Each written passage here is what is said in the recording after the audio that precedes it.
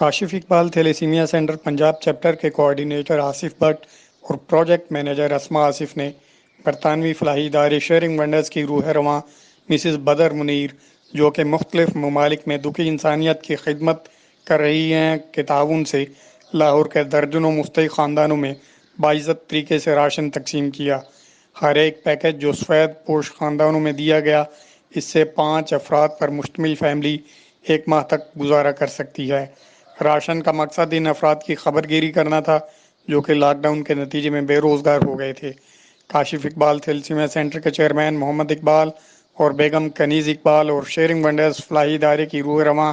Mrs بدر منیر صاحبہ نے ایسے افراد کی ضرورتوں کو محسوس کرتے ہوئے نہایت خاموشی کے ساتھ ان کی امداد کی اور آئندہ بھی ایسے افراد کی خبر گیری کا عندیہ دیا۔ شیئرنگ ونڈرز کی مسز بدر منیر کے مطابق وہ اپنی تمام کاوشیں بروئے کار لاتے ہوئے ایسے افراد کی مدد کرتی رہیں گی جو اپنی سفید پوشی کا بھرم رکھتے ہوئے اللہ کی جانب سے امداد کے منتظر ہیں۔ ان کا کہنا تھا کہ کاشف اقبال تھیلیسیمیا سینٹر کے ساتھ مل کر غریب افراد کی امداد کا کام کرتے رہیں گے۔